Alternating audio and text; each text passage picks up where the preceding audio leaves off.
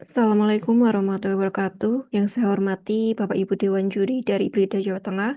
Pada kesempatan ini saya akan mempresentasikan hasil penelitian kami yang berjudul The Spillover Induced Backward Effect and Regional Growth Disparities: A System GMM Approach in Central Java. Penelitian ini berangkat dari kondisi RPJP di Jawa Tengah 2025 sampai 2045 yang menempatkan Semarang sebagai lokomotif pertumbuhan ekonomi regional karena memiliki lokasi yang strategis, sumber daya yang memadai, serta didukung oleh kawasan industri dan juga kawasan ekonomi khusus. Namun pertumbuhan tersebut belum sepenuhnya dinikmati daerah lainnya, di mana data menunjukkan adanya kesenjangan yang cukup besar di antara PDRB Kota Semarang sebesar 170,95 triliun rupiah, sementara di tahun yang sama di Kota Magelang hanya mencapai 7,67 triliun rupiah. Melihat kondisi tersebut, penelitian ini mengkaji apakah perdagangan ini mampu menyebarkan manfaat pembangunan atau justru menyebarkan backward effect di wilayah sekitar. Penelitian ini mengidentifikasi adanya 3 celah kesenjangan penelitian. Yang pertama adalah sebagian besar penelitian sebelumnya masih berfokus pada spillover perdagangan pada tingkat negara atau kawasan besar, sementara untuk level kabupaten kota masih jarang dilakukan. Yang kedua, sebagian besar studi menganggap bahwa spillover perdagangan itu selalu memberikan dampak positif, padahal ada juga efek backward effect yang menyebabkan spillover itu menyebabkan dampak negatif.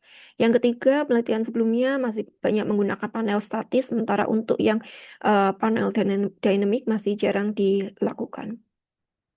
Adapun green teori penelitian ini, yang pertama adalah menggunakan teori aglomerasi industri dari Marshall yang menjelaskan bahwa konsentrasi industri di suatu wilayah akan menciptakan aglomerasi ekonomi, uh, yaitu keuntungan yang diperoleh karena perusahaan saling berdekatan. Yang kedua adalah teori endogenous growth, di mana menekankan pertumbuhan ekonomi dipengaruhi oleh akumulasi modal, peningkatan kualitas tenaga kerja, TFP, dan sebagainya. Yang ketiga adalah growth pole teori dari Barks yang menyatakan bahwa pertumbuhan ekonomi tidak terjadi secara merata tetapi berawal dari suatu pusat pertumbuhan atau growth pole yang kemudian menyebar ke wilayah sekitarnya. Kemudian ketiga teori tersebut diintegrasikan menggunakan teori Gunnar-Myrdal sebagai kerangka utamanya yang menjelaskan bahwa pengaruh pusat pertumbuhan terhadap daerah sekitar dapat menghasilkan 2 kemungkinan efek, yaitu yang pertama spread effect, efek penyebaran yang menyebabkan dampak positif, dan juga backward effect atau efek penghisapan yang menyebabkan dampak negatif. Novelty-nya di sini adalah menguji dinamika spasial klasik menggunakan model ekonometrika SysGMM untuk mengidentifikasi masing-masing pengaruh variabel independen terhadap dependennya dan juga menghilangkan adanya terjadi endogenitas antar variabel tersebut di 35 kabupaten kota di Jawa Tengah.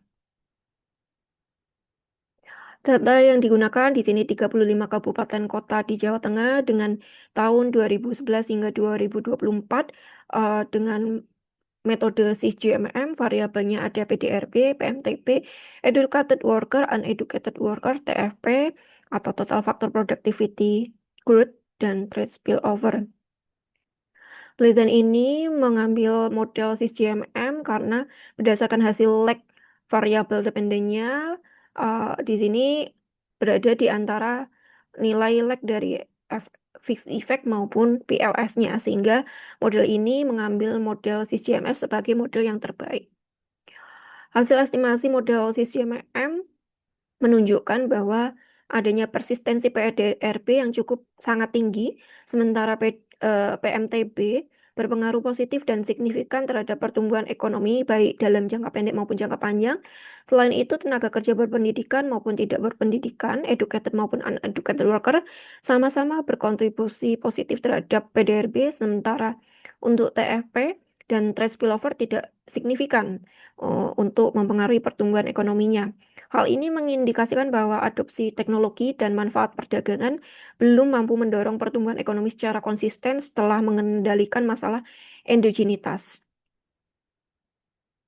Hasil penelitian ini juga memiliki kaitan erat dengan visi pemerintah Provinsi Jawa Tengah, yaitu mewujudkan Jawa Tengah yang maju berkelanjutan menuju Indonesia Emas 2045. Temuan mengenai backward effect menunjukkan bahwa pertumbuhan ekonomi di Kota Semarang belum sepenuhnya memberikan dampak positif bagi daerah sekitarnya. Oleh karena itu diperlukan pembangunan hub pertumbuhan ekonomi yang baru di wilayah hinterland agar manfaat pembangunan lebih merata. Selain itu, investasi terbukti memiliki elastisitas jangka panjang yang tinggi, sehingga pemerintah perlu memprioritaskan belanja modal dan pembangunan infrastruktur di kabupaten pinggiran. Di sisi lain, dominasi tenaga kerja berpendidikan rendah menunjukkan pentingnya perluasan pendidikan vokasi dan program peningkatan keterampilan tenaga kerja. Sementara lemahnya kontribusi TFP menjadi dasar perlunya penguatan inovasi, transfer teknologi, dan pengembangan knowledge hub pada kawasan industri. Implikasi kebijakan berdasarkan temuan penelitian ini yaitu perlunya mengubah pola pembangunan Jawa Tengah dari single pole yang terpusat di Kota Semarang yang berpotensi menimbulkan backward effect menjadi multinodal melalui pengembangan beberapa pusat pertumbuhan yang saling terhubung agar manfaat pertumbuhan lebih merata untuk mewujudkannya. Di sini direkomendasikan 3 kebijakan utama. Yang pertama adalah desentralisasi spasial dengan membangun hub ekonomi sekunder di wilayah hinterland. Yang kedua adalah redistribusi belanja modal APBD ke daerah pinggiran guna perkuatan infrastruktur dan kapasitas ekonomi. Yang ketiga adalah penguatan kandungan lokal melalui integrasi UMKM dalam rantai pasok perusahaan besar. Dengan kebijakan tersebut diharapkan split effect dari Kota Semarang semakin kuat dan kesenjangan antara wilayah semakin berkurang. Adapun hilirisasi dari model ini adalah mampu menghasilkan model prediksi PDRP, indeks stress spillover pada setiap kabupaten kota sebagai dashboard pemantauan pembangunan daerah. Yang kedua adalah hasil penelitian dapat digunakan menyusun peta kapasitas absorptif daerah sehingga pemerintah dapat menentukan lokasi yang paling tepat untuk pengembangan kawasan industri maupun investasi baru. Yang ketiga, penelitian ini juga menghasilkan rekomendasi kebijakan spasial yang berupa penguatan konektivitas logistik, pembangunan pusat pertumbuhan baru, dan peningkatan kualitas tenaga kerja secara berkelanjutan.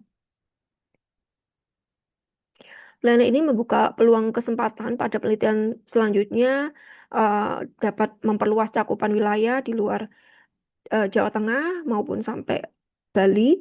Kemudian yang kedua, penelitian ini juga dapat dikembangkan ke model ekonometrika spasial seperti spatial Durbin model, spatial autogressive model, dan sebagainya.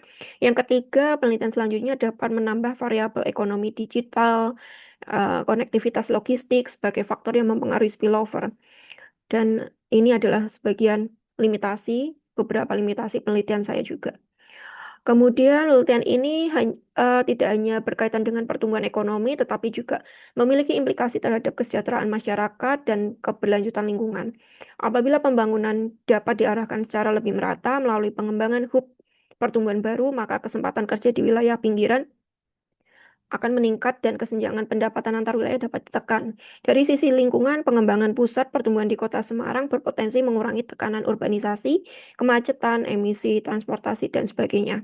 Peningkatan produktivitas melalui transfer teknologi yang lebih ramah lingkungan dan mendukung pertumbuhan ekonomi yang berkelanjutan. Dengan demikian, tantangan utama Jawa Tengah bukan hanya meningkatkan pertumbuhan ekonomi, tetapi memastikan manfaat tersebut pertumbuhan dapat dirasakan lebih merata. Meskipun Jawa Tengah ini memiliki potensi besar di dalam ekonomi, tapi masih adanya kecenderungan backward effect sehingga belum mampu menciptakan kesejahteraan. Akar permasalahan tersebut adalah rendahnya kapasitas absorpsi teknologi atau TFP dan dominasi tenaga kerja yang berpendidikan rendah yang menghambat daerah pinggiran memanfaatkan limpahan aktivitas ekonomi.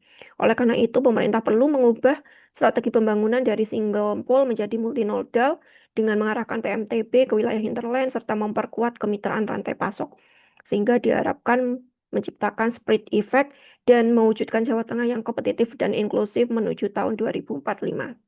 Demikian presentasi yang dapat saya sampaikan. Terima kasih atas perhatian Bapak Ibu Dewan Juri sekalian.